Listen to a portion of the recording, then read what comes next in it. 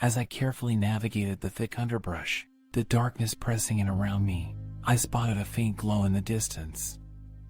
It seemed to flicker through the dense curtain of trees, a beacon calling out to me. With an instinctual pull, I followed it until I found myself standing before a modest hut nestled in the shadows of towering trees. From the outside, the hut was unassuming, its thatched roof nearly blending into the surrounding foliage. I could see no signs of life, no noise beyond the gentle hush of the forest. However, the soft, welcoming glow spilling from its single window told a different tale. The instant I crossed the invisible boundary, a sense of peace enveloped me. The oppressive weight of the forest and its undead inhabitants seemed to fall away. I felt protected, safe, as if an unseen power was guarding this sanctuary from the evils lurking outside. As I stepped across the threshold, I was hit by a wave of warmth and the smell of burning pine from the fireplace.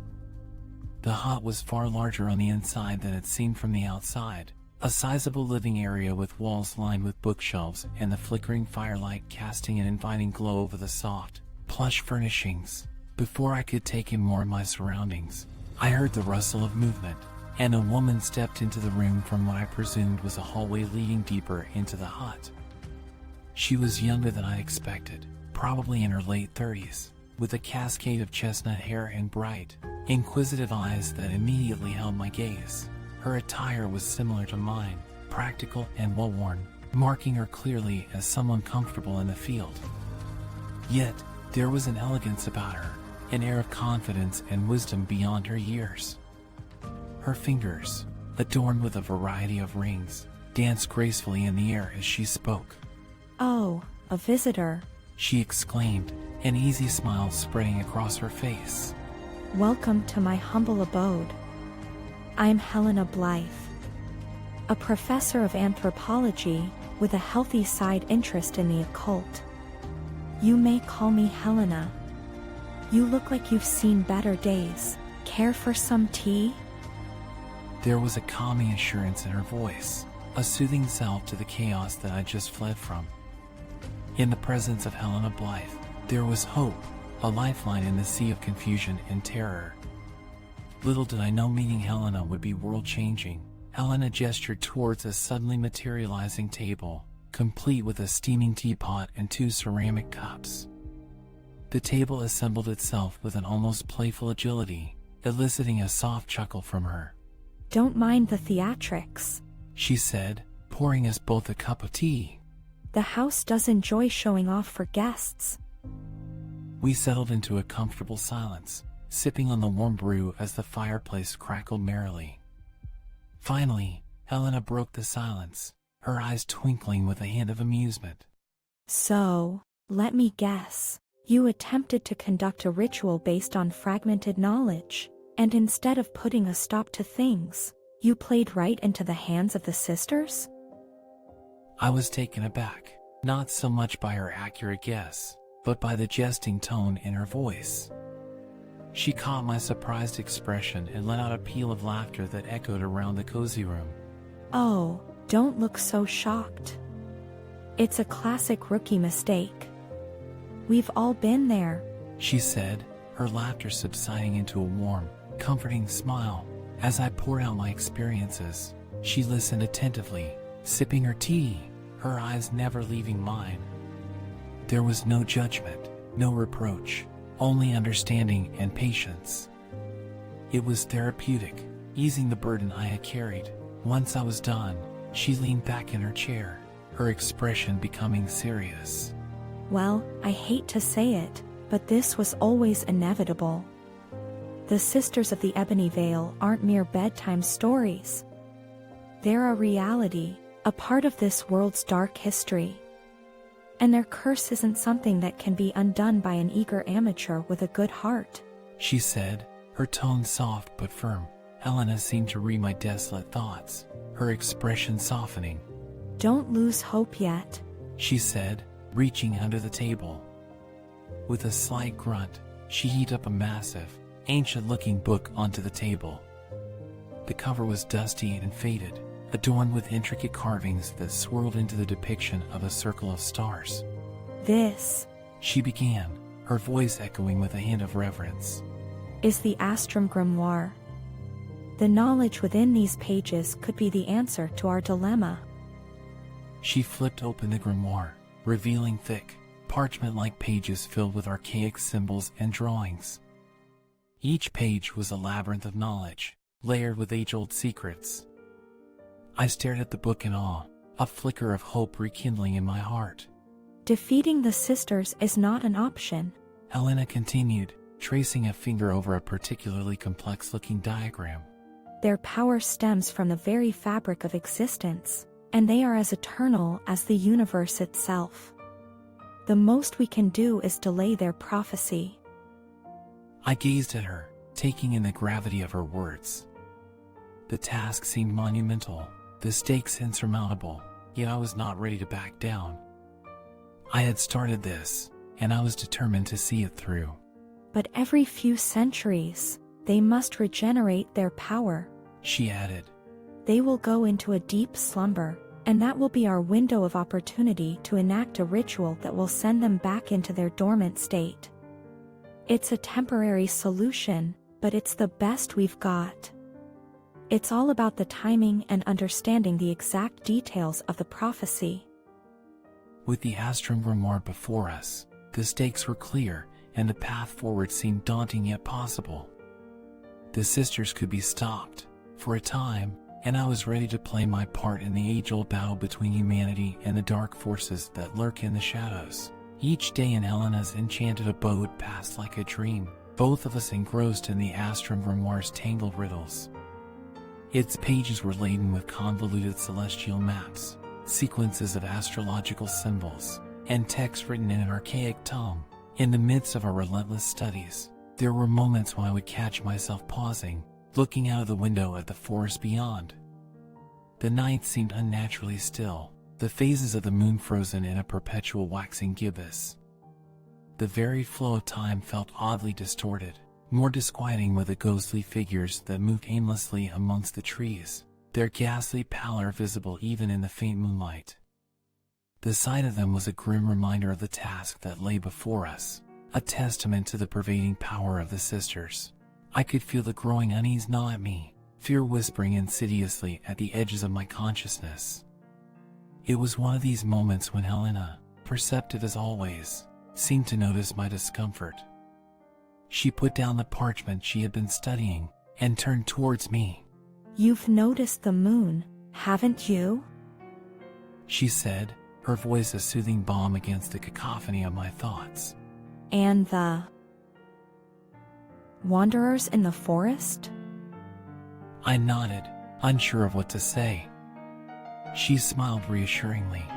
This place, she gestured vaguely at the air around us, is shielded. They can't touch us here. The moon, the time. It's part of the enchantment. The sisters may have succeeded in their resurrection, but they're not the only ones who have been preparing for this moment. She continued, her eyes reflecting the warm glow of the hearth. I've been laying wards, setting up defenses. We have time. This is a sanctuary. Her words, her confidence, it helped dissipate the creeping dread. It was a comforting thought, knowing we weren't completely defenseless, that we had a chance to fight back. It wasn't too long that we encountered one riddle was particularly confounding. When the stars in the heavens align, three become one, and the earth is undone. We debated over this for hours, turning it this way and that, until the truth hit us. This was a reference to the sisters themselves. Three beings combined into a powerful entity, their mortal shells only vessels for their true forms. There were mentions of serpents and ravens, blood moons, and obsidian, each alluding to one of the sisters. It became evident that each sister had a unique dominion in the supernatural. The serpent, symbolizing rebirth and cyclicality, seemed to have power over time. The raven, a harbinger of death, had a knack for necromancy, animating the lifeless to do their bidding. The blood moon, symbolizing change and transition, seemed to be able to alter reality itself. bending it to their will. Lastly, obsidian, represented by a black stone, was associated with protection and absorption of negative energy, likely serving as a shield for the sisters. The curse can't be broken, but we might be able to separate their mortal forms from their spiritual selves. I proposed. After a long silence, Helena agreed, her eyes gleaming with anticipation. Yes, I believe you're right. They've tethered their spiritual selves to this realm using their mortal bodies as anchors. If we can sever that tether, then we send them back from whence they came. I finished, feeling a spark of hope. Yet, we knew, even if we figured out a way to perform such a feat, the sisters would not let it happen without a fight. The confrontation loomed over us, a daunting mountain yet to climb. But for now, we reveled in our small victory, another piece of the intricate puzzle falling into place. We were one step closer to understanding the sisters and their dark prophecy. As we delved deeper into the Astrum Grimoire, we began formulating strategies for each sister. For the serpent, we need to find a way to disrupt her control over time. For the raven, we had to devise a way to counter her necromancy. Obsidian would be the primary target, as she was potentially the shield for the sisters with some sort of absorption ability. And for the blood moon, we were at a loss, with no concrete plan yet for the reality-bending abilities. we might be able to trap Obsidian's essence within an artifact of some sort. Helena mused one evening, her fingers tracing the symbol of obsidian in the grimoire. A pendant, perhaps? I offered. Something portable, easy to hide. Exactly. She replied, her eyes shining. A vessel that can contain Obsidian's power. I think I know just the item, an ancient pendant, described in one of the tales in the grimoire. It is said to be capable of absorbing and holding vast amounts of negative energy. As the days blurred into nights, our plan solidified. We would confront each sister individually, severing their mortal tethers and sending their spiritual selves back to where they belonged. And for Obsidian, we'd trap her essence within a pendant, effectively containing her power. However, even as we prepared, a shadow of uncertainty loomed over us.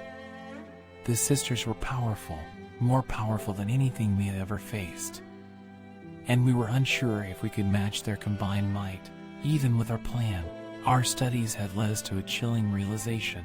The sisters, acting individually, were already formidable foes. However, their combined powers took on an entirely new, terrifying dimension. The sisters, when they come together, they create the blood moon. Helena voiced our findings, her tone heavy with the weight of what that meant. Each sister was a facet of a greater whole.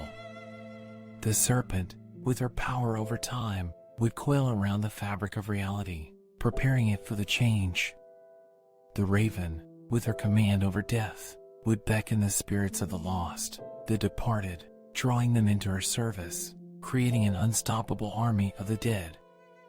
And under the blood-red glow of their combined powers, the blood moon would rise. And when the blood moon is in full view, I continued, reality itself succumbs to their will. The implications were staggering. It wasn't just about countering their individual powers. We had to prevent the sisters from joining forces, from casting their ominous shadow over the world. And the blood moon. It's not just a symbol, is it? Helena mused, peering at the astrological charts we'd assembled. It's a manifestation of their combined powers. An embodiment of their union. Right, I concurred. And with the blood moon at its zenith, the world would transform.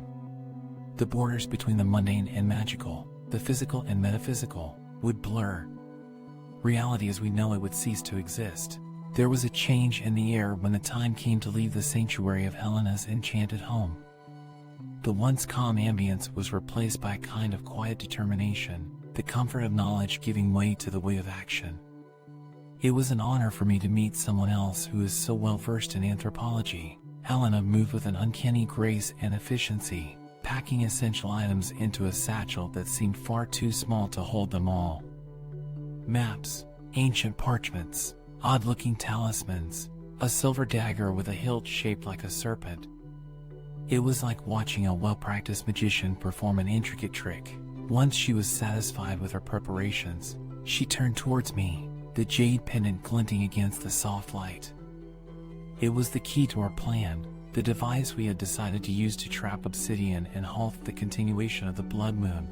The sisters may be powerful, but they're not invincible. Helena said, her voice filled with a fierce determination. Separately, they're vulnerable, especially obsidian. She's the heart of their triad, the channel through which the blood moon continues to exist. Trapping her will disrupt their power. There was a lot riding on this. We were about to leave the safety of the enchanted hut to venture into an uncertain darkness, to face an ancient evil. The undead still roamed the forest, their endless wandering a chilling reminder of the sisters' reign. But we were not without defenses, and we were not without hope. Silently, we stepped into the cool night air, the waxing gibbous moon casting long shadows on the forest floor. The woods seemed more alive than ever, whispering tales of forgotten secrets and untold mysteries. It was time to hunt obsidian, time to confront the sisters' dark magic. And so, we began our perilous journey, guided by the eerie glow of the suspended moon and the resolution in our hearts. Honestly, if you have made it this far, or followed any of the stories coming from Whitehall up until this point, thank you. Sincerely. If you're a fan of these stories, please leave a like and a comment, if you want to keep up and continue this adventure. Remember to subscribe, even hit the notification bell. I have been posting updates pretty regularly. You can be the first to stay current with the story.